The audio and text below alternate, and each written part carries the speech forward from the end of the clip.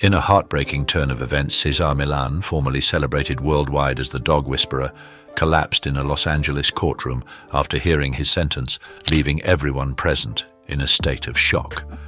A wave of sorrow now washes over America as this devastating news spreads from the courthouse. Known to millions for his remarkable ability to communicate with canines, he once seemed untouchable.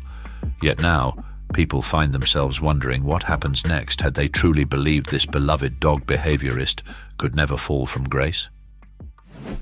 The rise and fall of a dog whisperer. To millions across the globe, Cesar Millan wasn't just a dog trainer, he was a legend.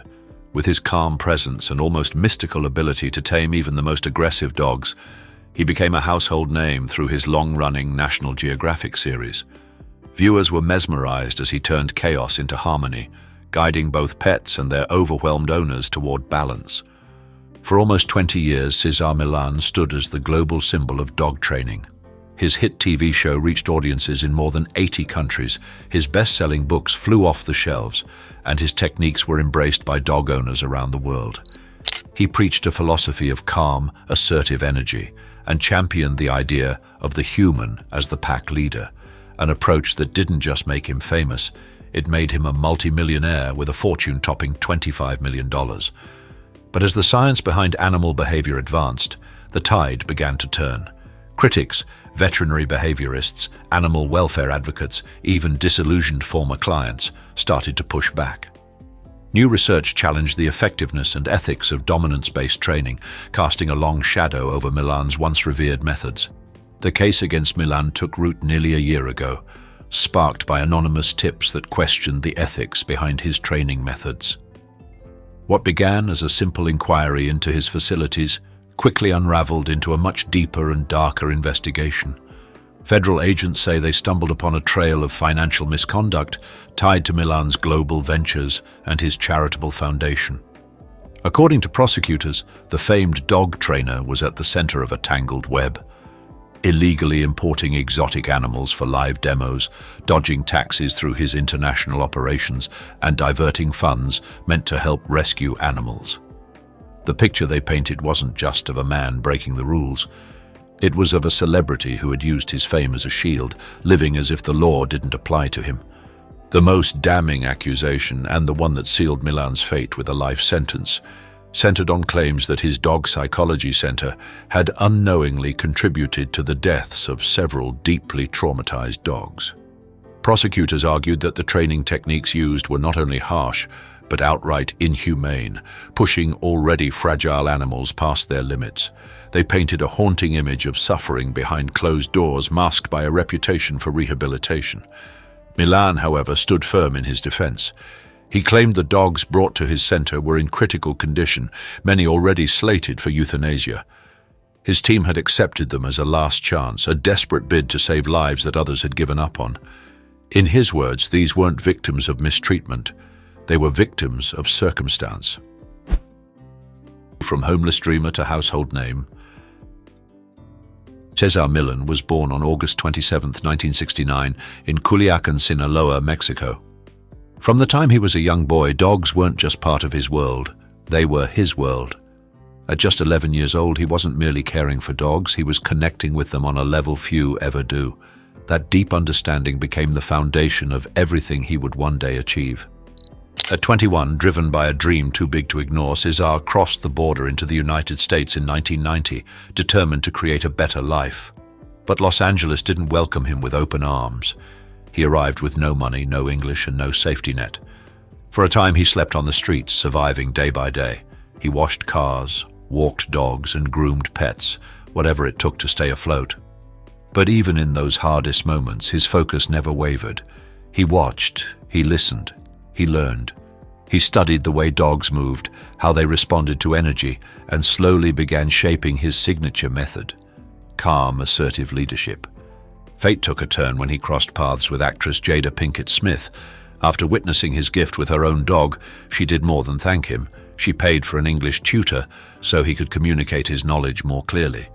With time, hard-earned savings, and sheer willpower, Cesar opened his own dog psychology center in Los Angeles.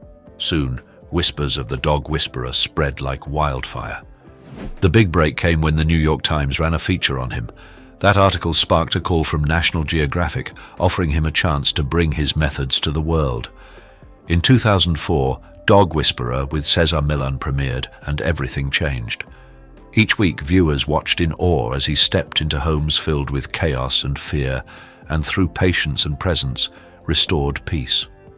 His philosophy went deeper than obedience. It was about energy, self-awareness, and emotional harmony. As he often said, to change a dog, you must first change yourself. The show ran for 8 seasons and made Cesar a household name. His books, including Cesar's Way and How to Raise the Perfect Dog, became instant bestsellers. But more than fame or fortune, Cesar Millan became a symbol of hope, for owners at their wits' end and for anyone who believed in second chances. His journey from a homeless immigrant to a global icon wasn't just inspiring. It was proof of what's possible when passion meets perseverance. Over 2 decades later, his voice, his vision, and his message continue to resonate, grounded in one timeless truth. The bond between human and dog is sacred, and when treated with respect, it can change lives. Controversy, courtroom, and a divided legacy. Hero or villain? Millan's rise to fame wasn't built overnight, and neither was his fall. His career, once celebrated, unraveled not because of a single misstep, but because of a pattern of questionable practices that finally caught up with him. Despite his captivating performances, his methods are often forceful and lack a logical basis. Numerous videos show him getting bitten, suggesting a lack of understanding and skill in handling dogs. This casts doubt on his knowledge of animal behavior and proper training techniques. Furthermore, Millan's practice of placing dogs in high-stress, potentially dangerous scenarios to correct them is problematic. These scenes, intended to be entertaining, are concerning because he pushes dogs into challenging situations without adequate psychological preparation. Such stressful exposure can worsen fear and instability, indicating that the focus is more on creating drama than on truly helping the animals.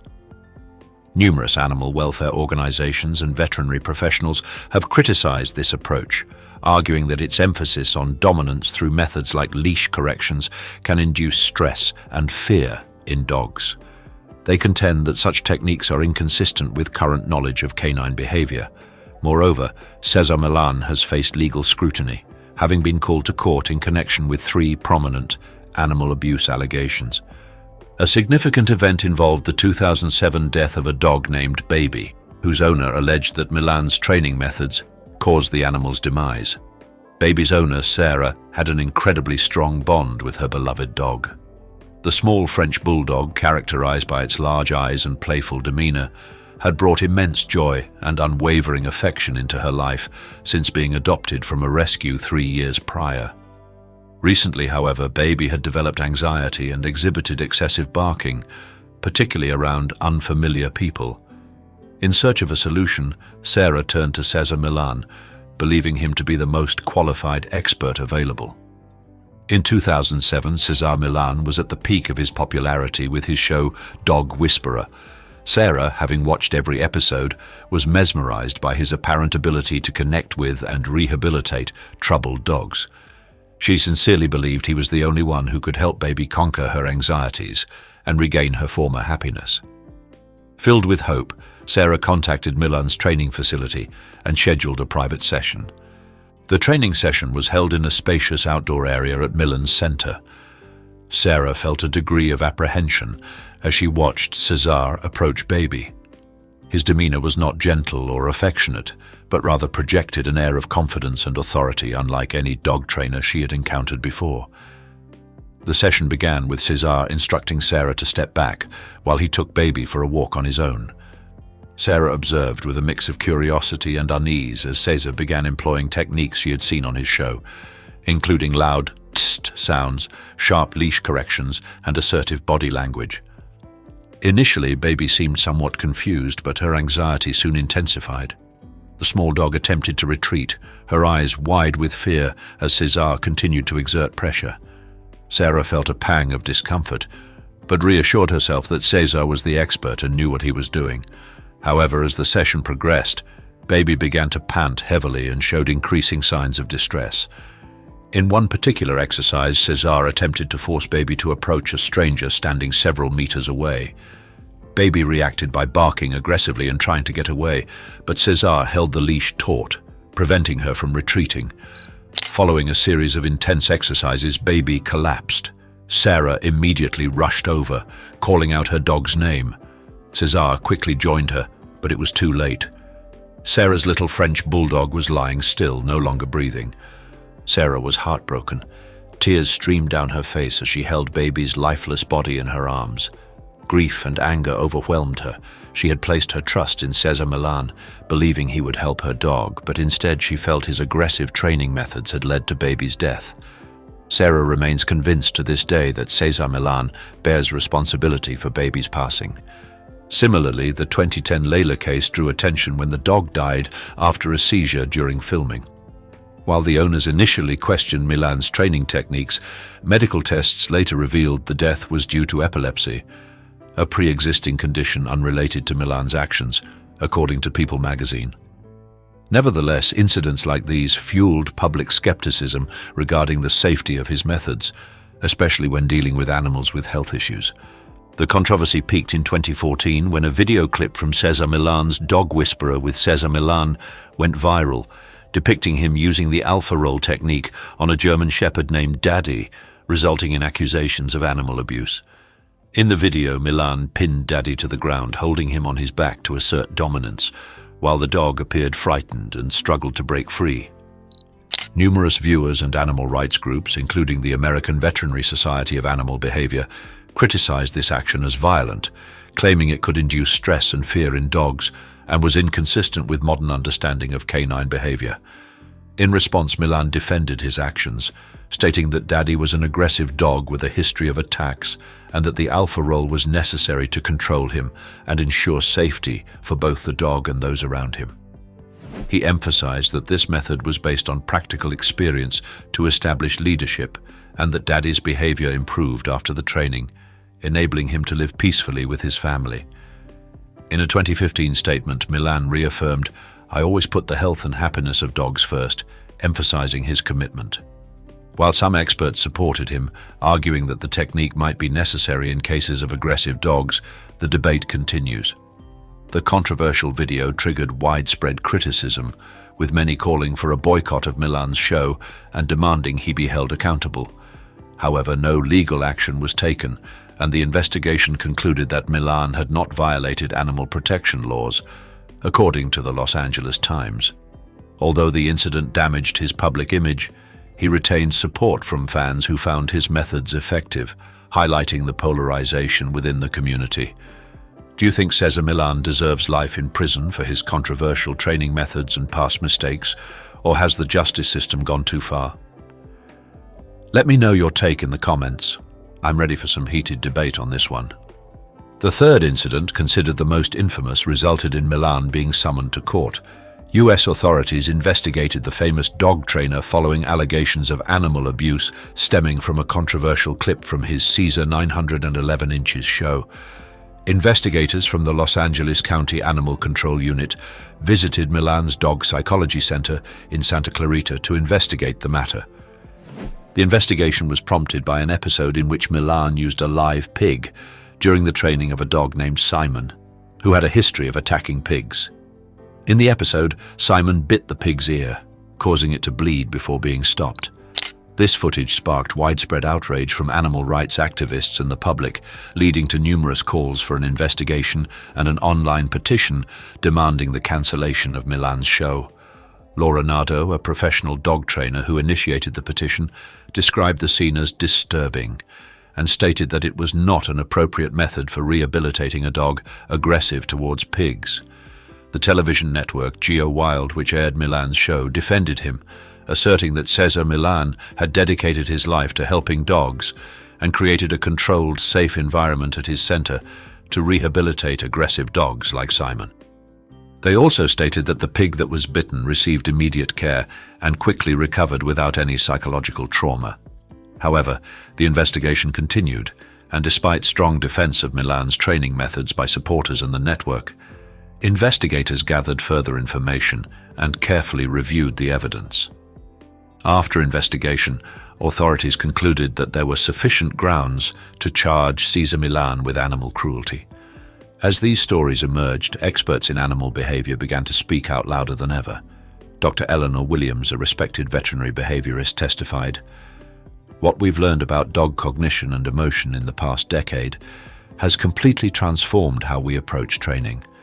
Methods based on dominance theory and force are not only unnecessary but can create or worsen behavioral problems. The science is clear on this." The prosecution initiated the trial by presenting a range of accusations, concentrating on earlier events and anxieties about Millan's training approach rooted in dominance. The prosecutor underscored that these techniques induced needless fear, stress, and, in certain instances, physical injury to the very animals Millan professed to assist. Conversely, Millan's legal representative adamantly refuted these claims, asserting that Millan was a genuine animal enthusiast who had devoted his life to aiding troubled dogs and their owners. The attorney argued that while his methods might be contentious, they consistently aimed for the ultimate well-being and happiness of the animals. Throughout the strained proceedings, Cesar Millan steadfastly maintained his innocence, asserting that the unfortunate deaths of dogs at his center stemmed from their already compromised health. He characterized them as animals with severe psychological trauma, some of whom were scheduled for euthanasia before being accepted into his center, the most desperate cases, unwanted and deeply scarred.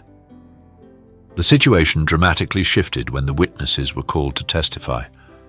"These were dogs no one else would touch," testified Dr. Maria Rodriguez, a veterinarian who worked with Millan's foundation.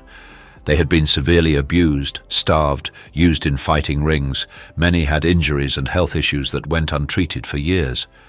Cesar was their last hope, and he took these cases knowing the risks because he couldn't bear to see any dog given up on without trying to help." Dr. Rodriguez's words paint a haunting picture. These weren't just difficult dogs. They were the forgotten ones, victims of cruelty, starvation, and brutal fighting rings.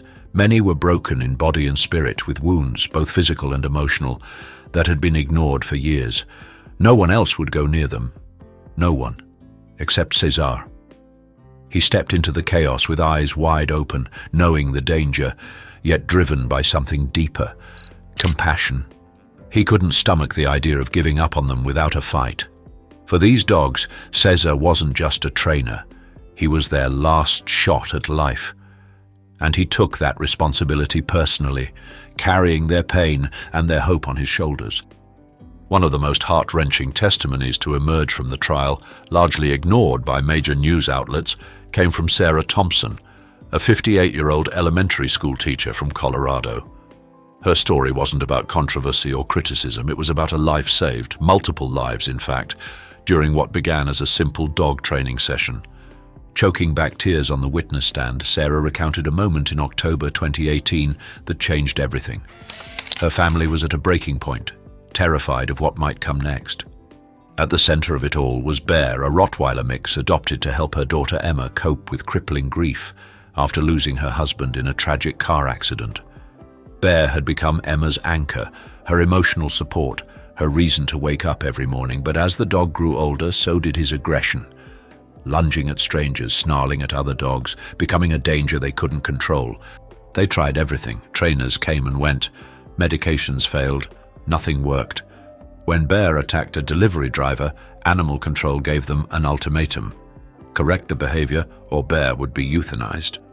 Emma was shattered, Sarah said softly. She had already lost the love of her life. Losing Bear too, it would have destroyed her. With nowhere else to turn, Sarah wrote a desperate letter to Cesar Millan. She never expected a reply. But then came the call. Cesar was coming. "It felt like someone had thrown us a lifeline," she said. "In that moment, we didn't just get a dog trainer, we got hope." For the Thompsons, Millan's visit didn't just save a dog, it saved a daughter. It held their family together when everything else was falling apart. Millan arrived at their mountain home on a brisk autumn morning.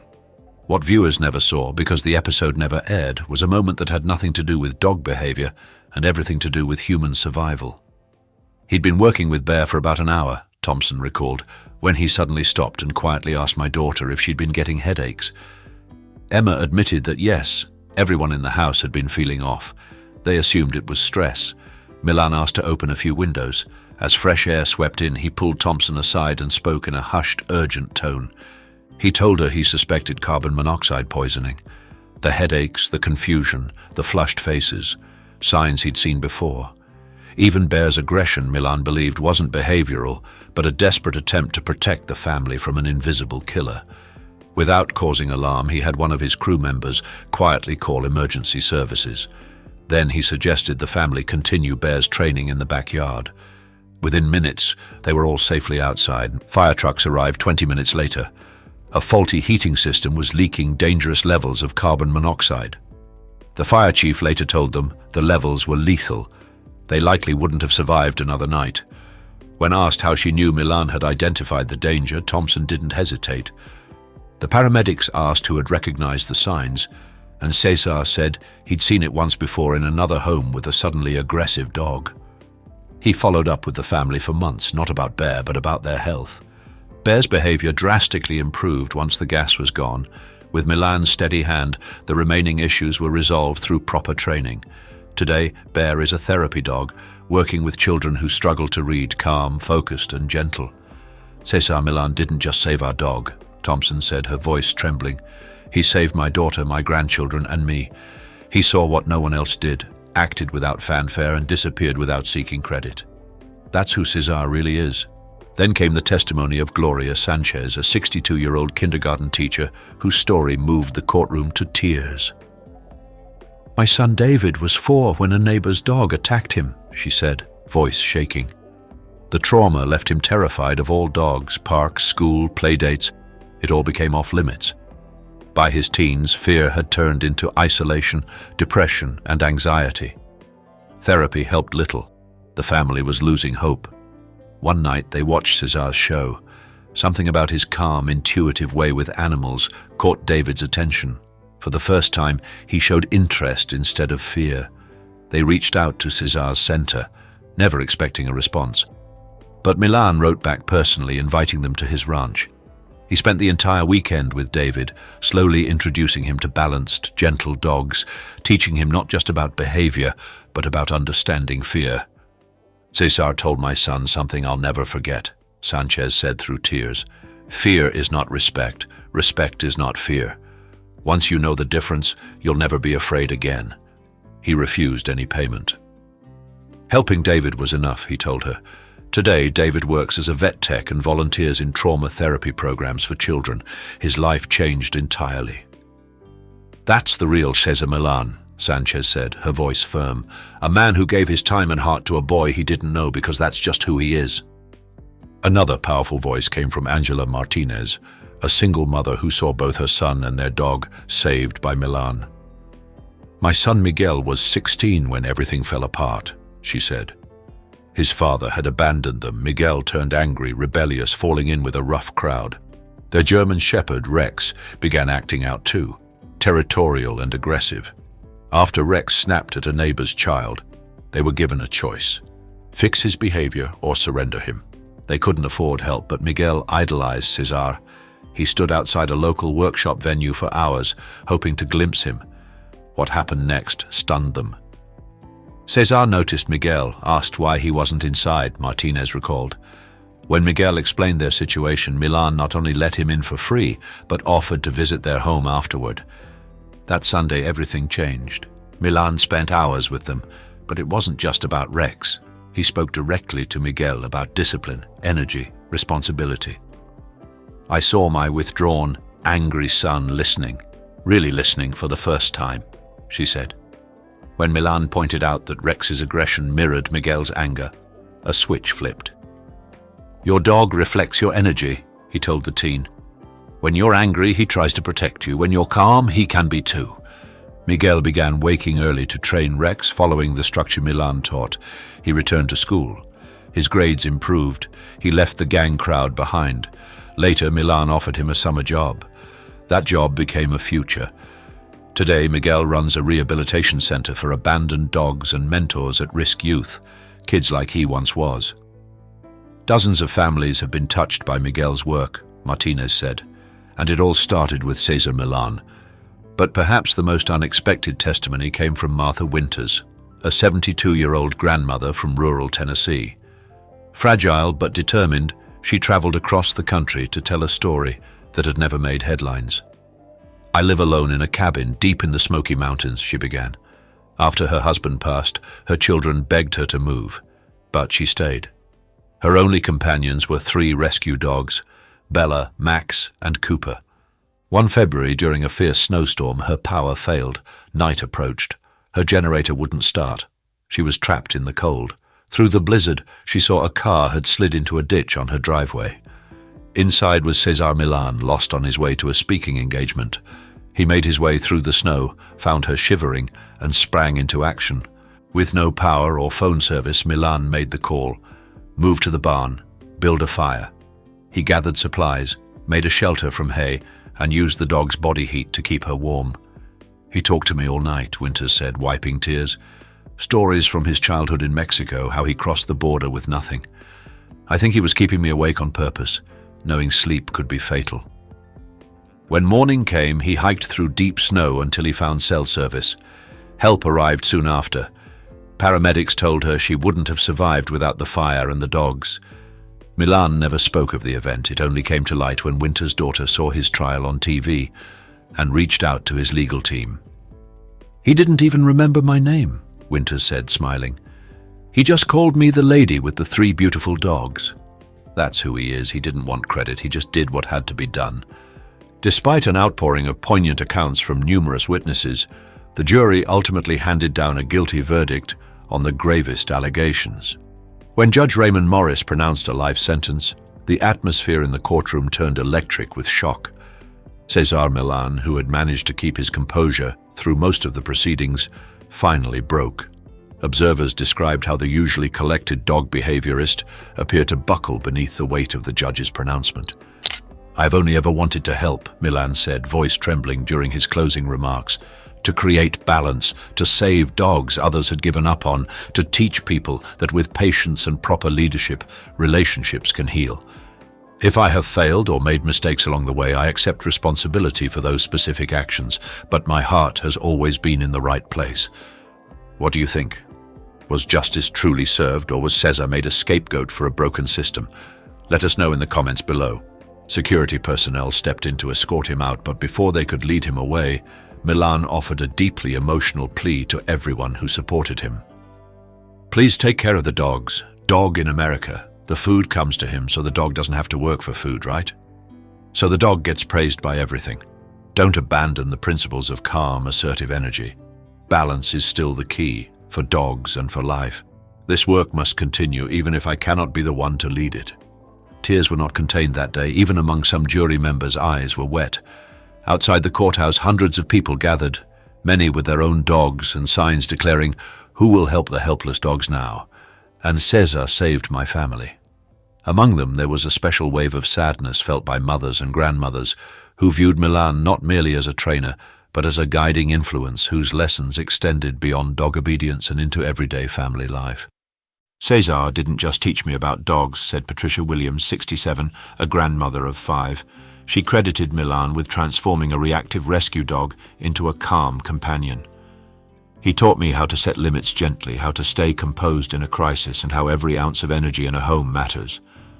I used his approach with my grandchildren, and it changed everything.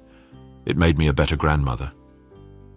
Williams is just one of thousands who've penned letters of support to Millan in prison and contributed to his legal defense fund for the upcoming appeal.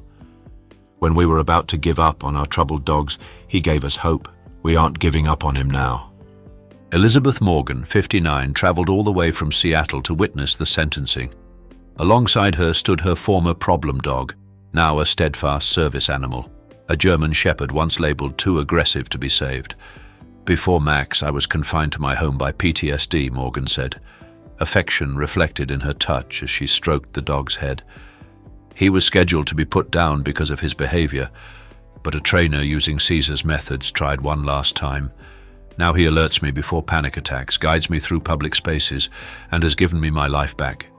She paused, then added, There are so many dogs like Max and so many people like me, all indebted to Cesar's work.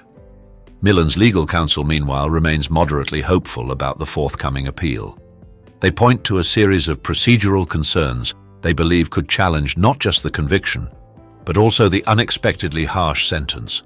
A life sentence for non-violent charges related to training methods is beyond excessive, insisted lead attorney Rebecca Martinez. We maintain Mr. Millan's innocence on the most serious accusations and are convinced the appeals court will acknowledge the significant legal problems in this case. Through a touching letter released by his family, Millan expressed gratitude for the ongoing encouragement and reaffirmed his commitment to his life's mission, even from behind bars. My body may be confined, but my spirit remains dedicated to creating balance and harmony between humans and dogs. Each day, I receive countless letters describing lives changed and dogs rescued because of the principles I was blessed to share. These messages keep me going. Please continue this mission of rehabilitation and second chances. Our work has always been about more than dog training. It has been about opening hearts, minds, and homes to animals who need us. That work must go on with or without me.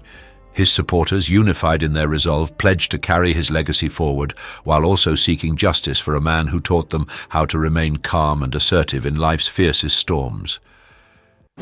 What happens when rock legends age, but their music never does? From the rebellious 70s to the explosive 90s, these men defined rock and roll, shredding guitars, screaming vocals, and live shows that set the world on fire. But what are they up to now? Some still rock, some have faded into history, and others, well, their stories took a darker turn. Who made it out on top, and who became a shadow of their former selves? Stick around because these rock stars may surprise you. Let's dive in. Robert Plant.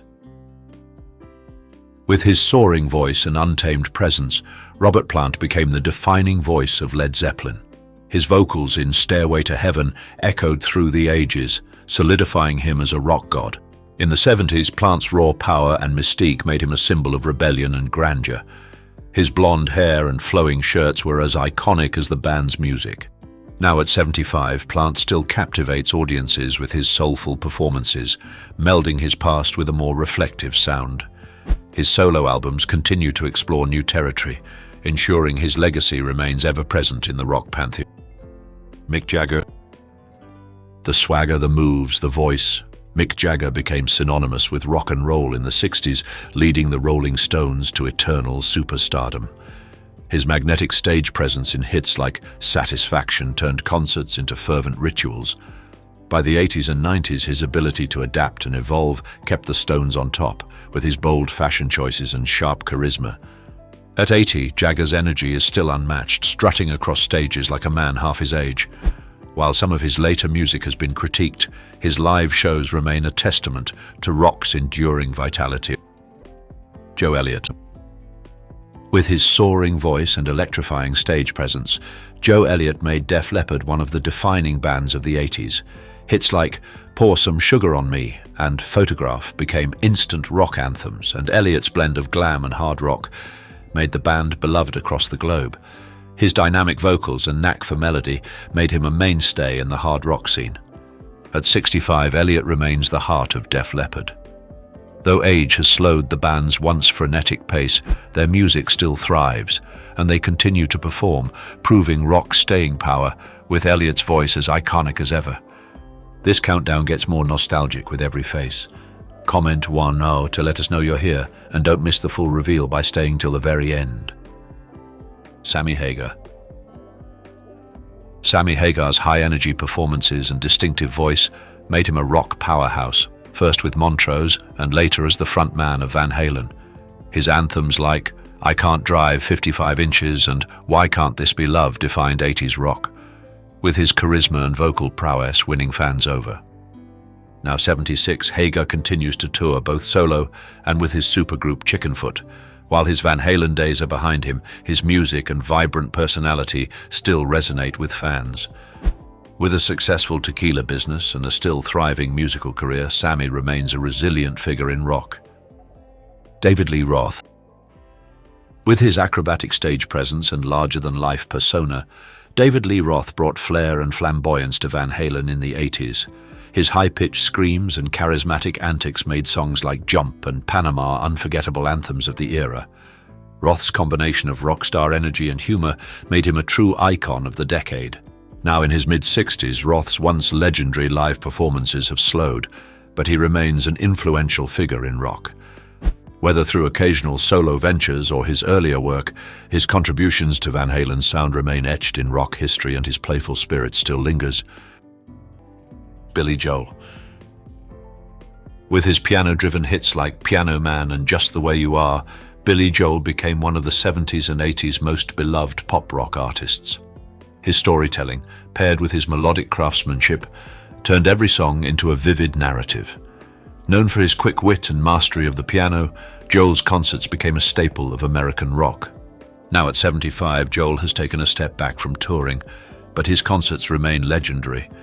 His influence on pop rock endures, with his music continuing to play on countless playlists, and his place as a cultural fixture still firmly intact.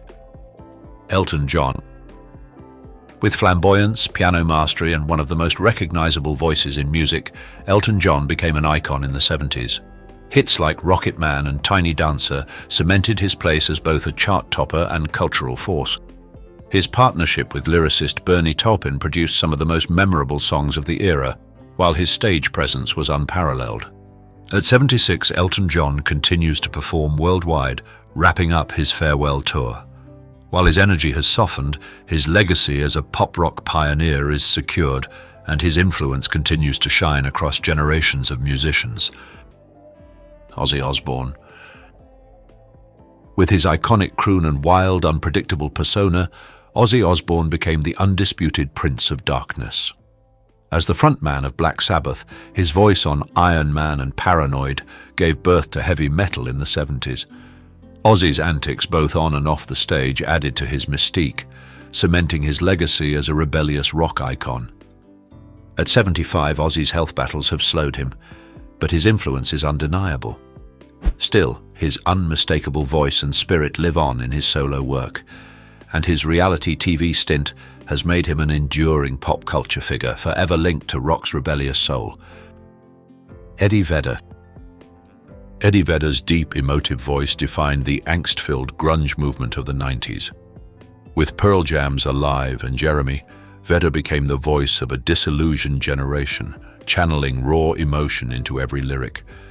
His poetic intensity and penchant for introspection made him a standout in the Seattle scene, standing apart from his peers with a unique authenticity. Now in his 60s, Vedder continues to create and perform, blending his earlier angst with a more reflective approach.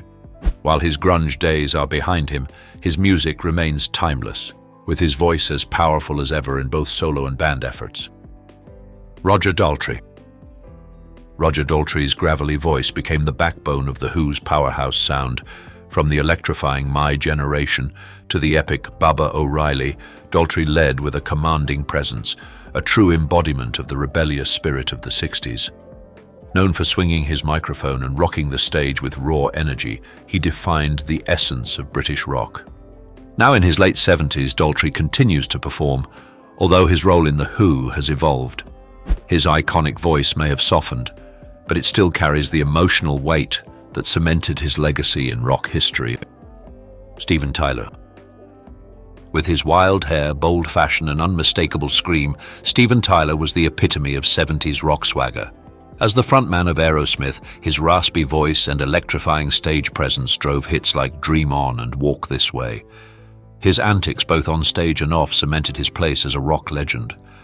At 75, Tyler's voice may not hit the same highs, but he still captivates audiences with his infectious energy.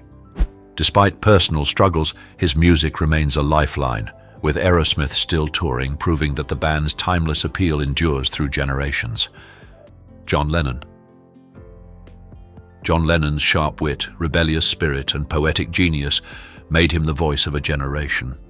As a member of the Beatles, his songwriting defined the 60s, with songs like Imagine becoming anthems of peace and hope. His solo career, though often political, continued to push boundaries and inspire change, cementing his place as a cultural icon. Tragically murdered in 1980, Lennon's legacy endures. His music, activism, and enduring message of peace continue to inspire new generations, with Imagine still echoing in protests and celebrations worldwide, ensuring his voice lives on forever. Ian Gillan. With his powerful operatic voice, Ian Gillan became the face of Deep Purple during the band's heaviest, most influential period. His legendary screams in Smoke on the Water and Child in Time solidified his place as one of rock's greatest vocalists. Known for his soaring highs and thunderous lows, Gillan's voice was as iconic as Deep Purple's hard-hitting sound. Now in his 70s, Gillan still occasionally tours with Deep Purple, though his voice has softened over the years. Despite this, his contributions to hard rock remain unparalleled, with his legacy as a vocalist and a pioneer enduring in rock's Hall of Fame. Glenn Hughes. Known as the voice of rock, Glenn Hughes' soulful powerhouse vocals made him an integral part of Deep Purple's sound in the early 70s. After leaving the band, his solo career took flight, with his signature funk-infused rock style earning him a devoted following. Hits like Burn and Soul Mover showcased his ability to blend hard rock with a soulful edge. At 71, Hughes is still rocking, touring, and recording, his distinctive voice as captivating as ever. Despite the ravages of age, his contribution to rock music endures, and his performances still carry the same energy that defined his career.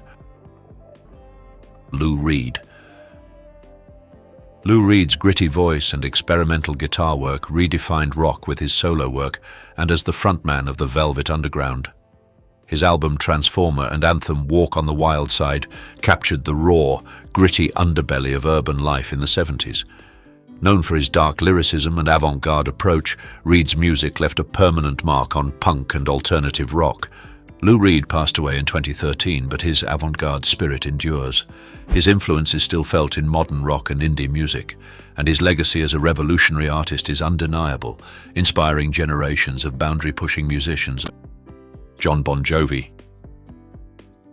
With his tousled hair and anthemic ballads, Jon Bon Jovi became the voice of 80s glam rock. Songs like Livin' on a Prayer and Wanted Dead or Alive filled stadiums and dominated airwaves, turning Bon Jovi into a household name. His band's combination of hard rock and pop sensibilities captured a generation of listeners. At 62, Bon Jovi continues to tour with the band, though some critics argue his later work lacks the punch of his youth. Nevertheless, he remains a force in both music and philanthropy, using his platform to advocate for social causes and keep rock alive. Brian Johnson.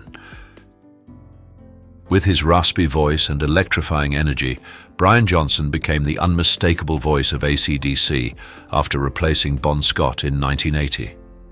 His debut on Back in Black catapulted AC/DC to even greater heights, with tracks like You Shook Me All Night Long and Hell's Bells becoming rock anthems. Johnson's no-nonsense attitude and vocal power gave the band a new edge. Now 77, Johnson remains a key figure in AC/DC. After health issues sidelined him for a time, he returned to the band with a triumphant roar, proving that his voice and rock and roll are far from finished. Alice Cooper. With his dark theatrics and shocking stage shows, Alice Cooper redefined the art of rock performance. His macabre persona and hit songs like School's Out and Poison made him the face of 70s glam and shock rock.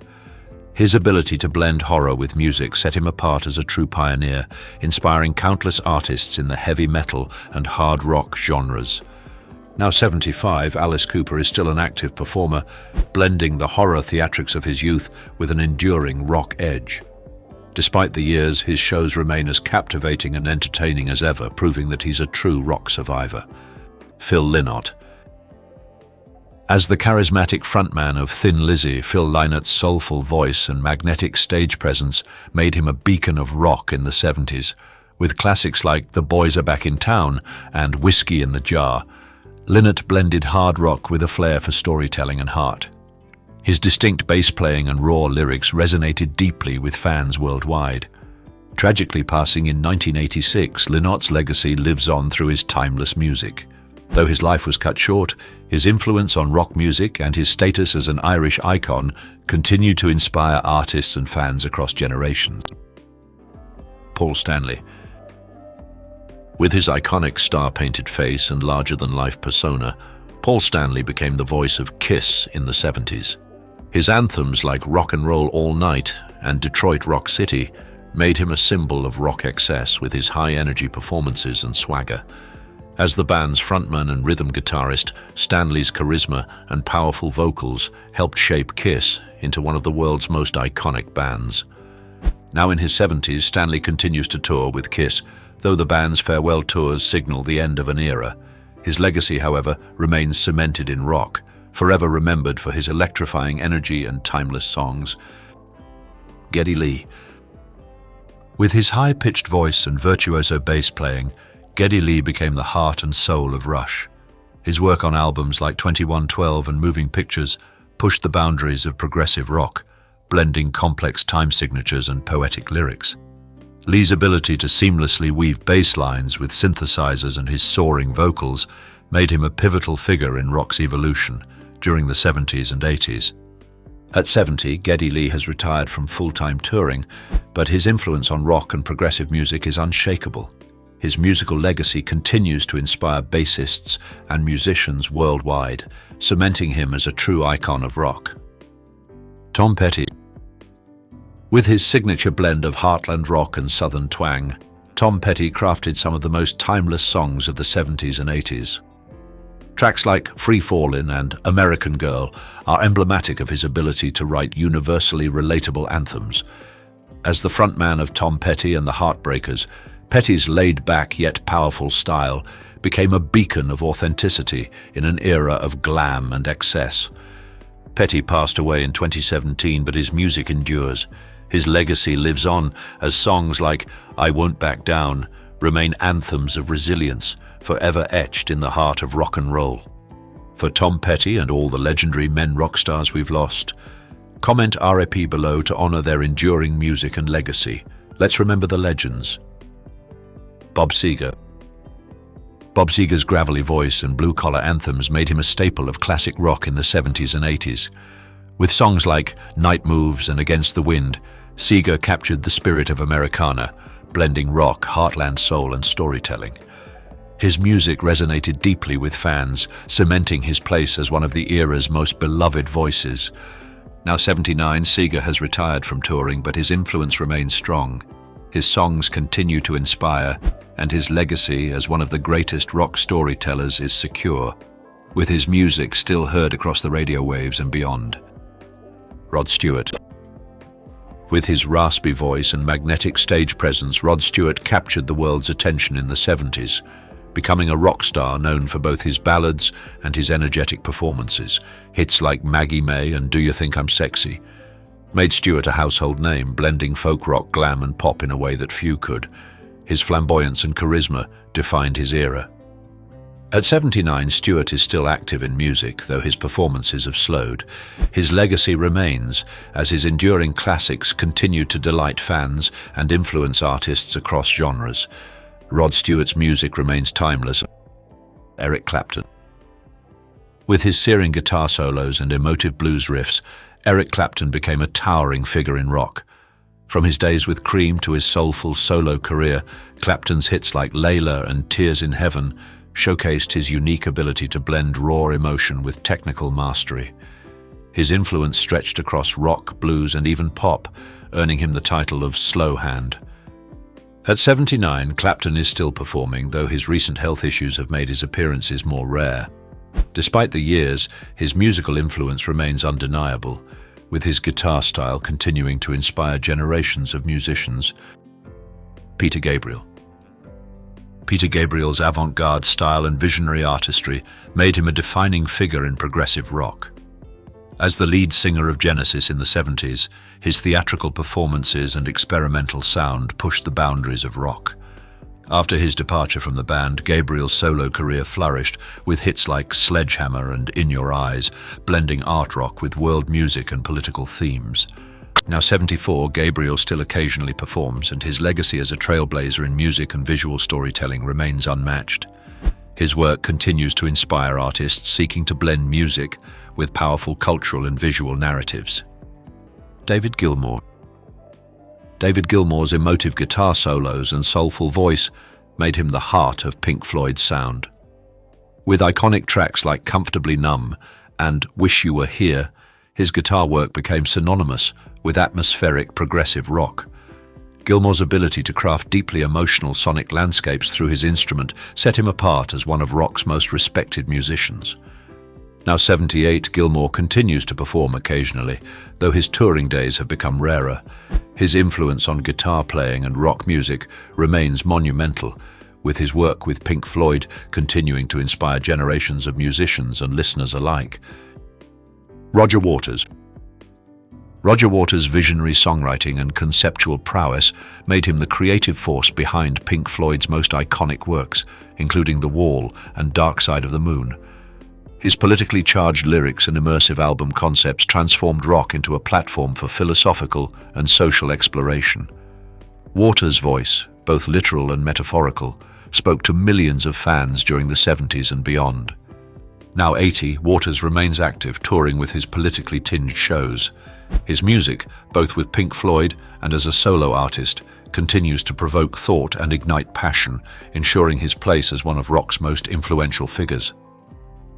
Don Henley. As the drummer and lead vocalist of the Eagles, Don Henley became the voice behind some of the 70s and 80s most enduring hits such as Hotel California and Desperado. Henley's evocative voice and poetic lyrics captured the spirit of American rock, blending country, folk and rock in a way that became the soundtrack of a generation. Now 76, Henley continues to perform with the Eagles, though his live appearances are less frequent. His legacy, however, remains untarnished, with his songs still being cherished by fans old and new, cementing his place in rock history. Like this video? Great. Subscribe for more. Hate it? Well, a like would be nice anyway, and let me know what went wrong in the comments. Glenn Frey. As a founding member of the Eagles, Glenn Frey's contributions to classic rock were monumental. Along with Don Henley, Frey co-wrote and sang on hits like Take It Easy and New Kid in Town, creating a sound that defined the 70s and beyond. His smooth vocals and sharp songwriting made him a staple of American rock music. Frey tragically passed away in 2016, but his music lives on. His timeless anthems continue to play across radio and streaming platforms, ensuring that his influence as a key figure in rock music will endure for generations. Kurt Cobain. Kurt Cobain's raw, unfiltered voice and angst-fueled songwriting defined the grunge movement of the early 90s. As the frontman of Nirvana, Cobain's anthems like Smells Like Teen Spirit and Come As You Are became the soundtrack of a generation, speaking to feelings of alienation and rebellion.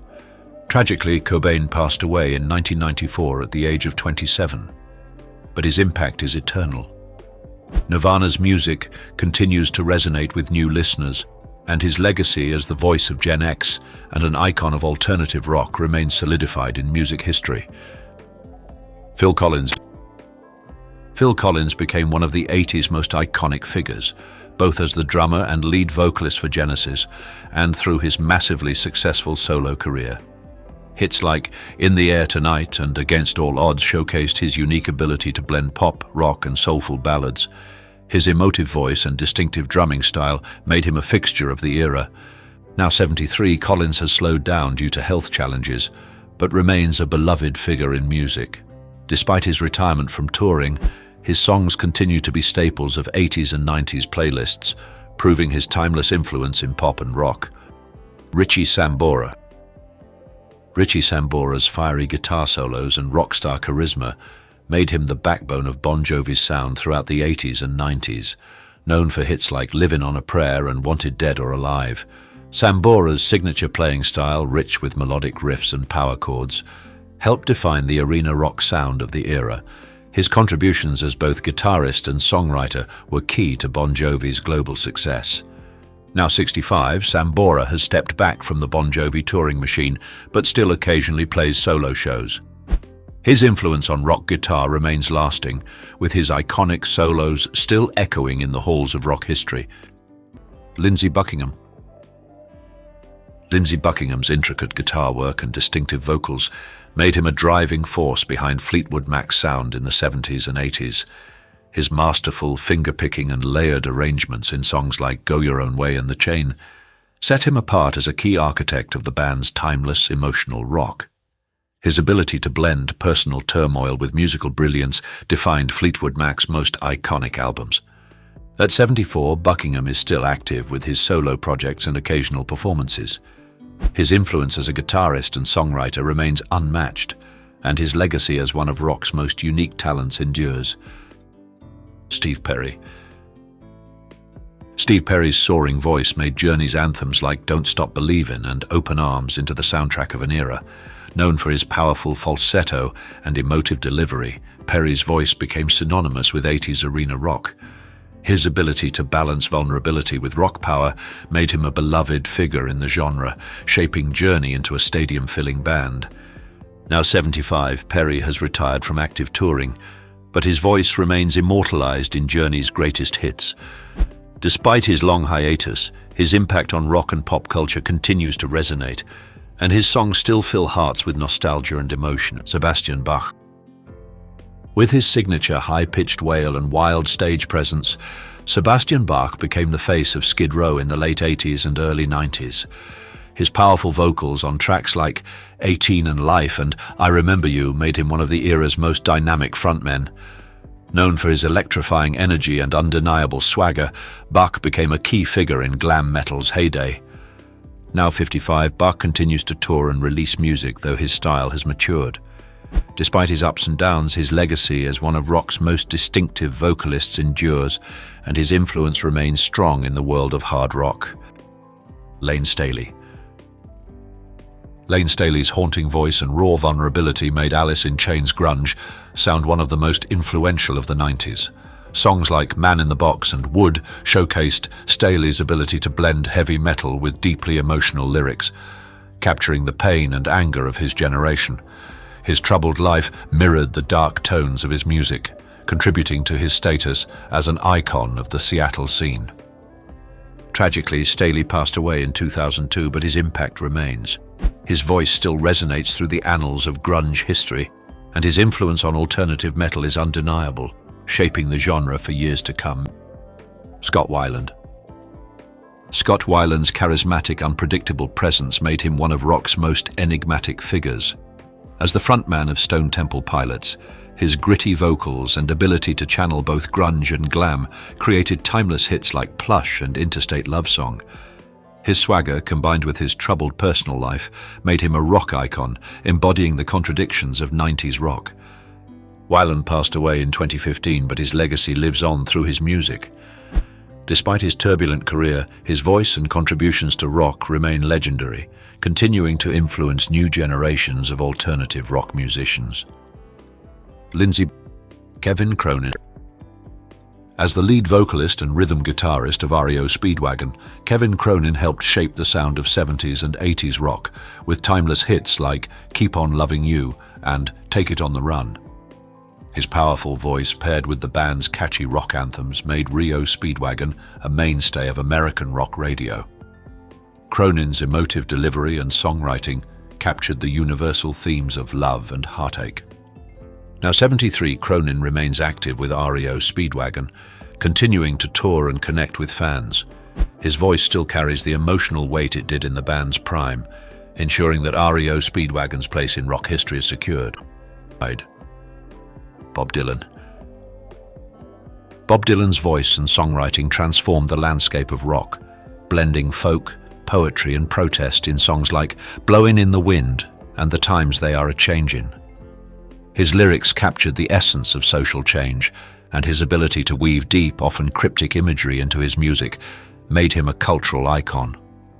From the 60s folk movement to the electric rock of Highway 61 revisited, Dylan became the voice of a generation. Though now in his 80s, Dylan continues to tour and create.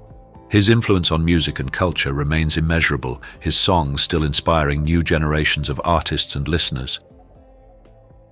Ian Anderson. With his distinctive flute playing and eccentric stage presence, Ian Anderson led Jethro Tull through the heyday of progressive rock.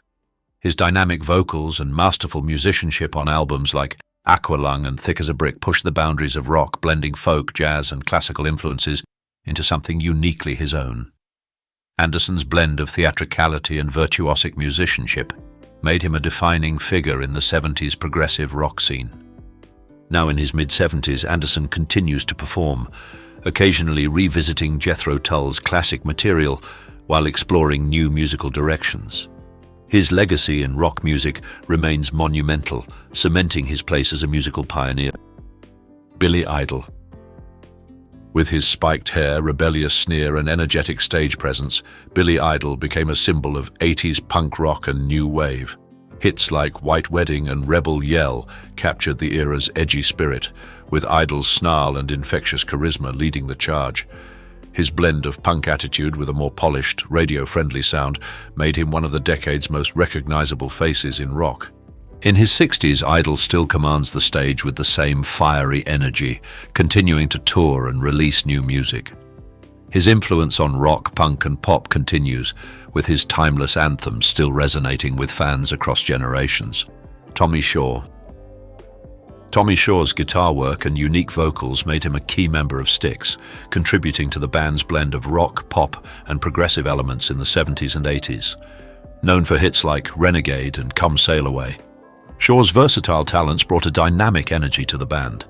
His ability to balance acoustic sensitivity with hard rock made him an iconic figure in arena rock. Now 71, Shaw still performs with Styx, and his contributions to rock continue to inspire.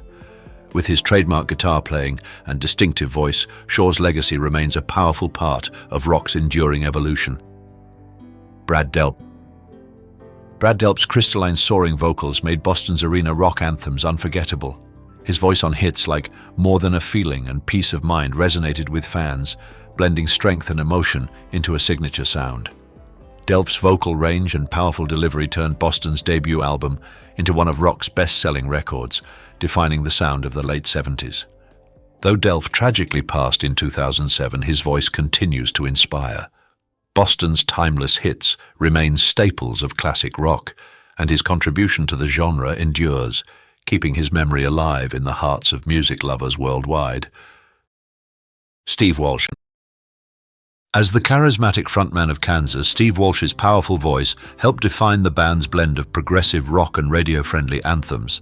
His vocals on songs like Carry On Wayward Son and Dust in the Wind became iconic, as Walsh's ability to convey both strength and vulnerability captured the essence of the band's music.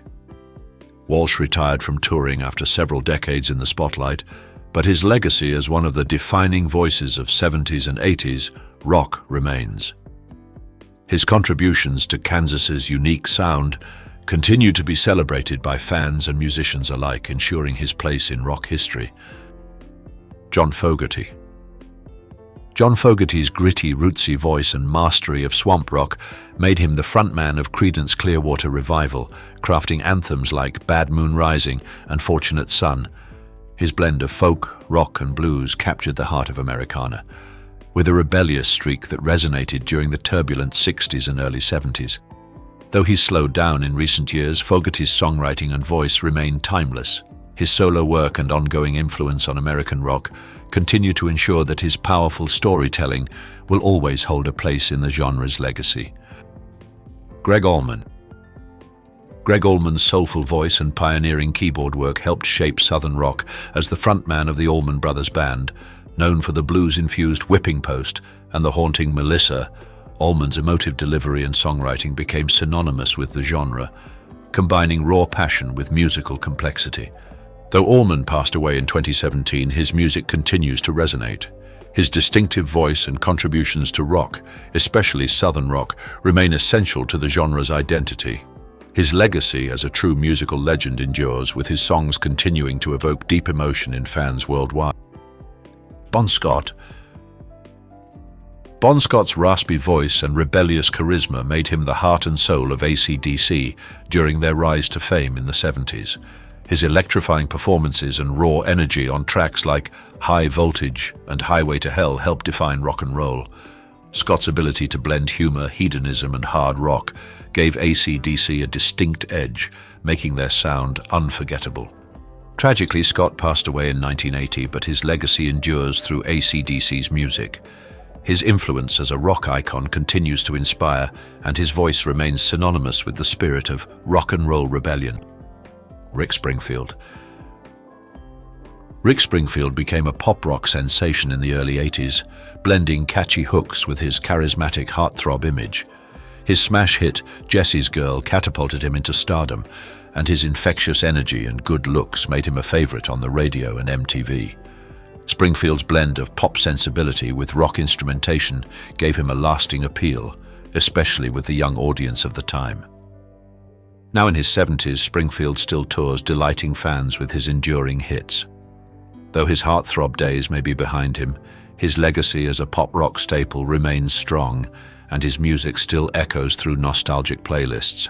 In the end, Cesar Millan's fall wasn't just about one man. It was about how we, as a society, wrestle with the line between help and harm, between intention and outcome. He was once the man who walked into chaos and brought calm. Now he sits behind bars, his life and legacy tangled in controversy. But through the noise, one truth remains: thousands of lives, human and canine, were changed because he showed up when no one else would. To them, he wasn't a celebrity. He was a lifeline. So now we must ask ourselves, not just what went wrong, but what we're willing to learn from it.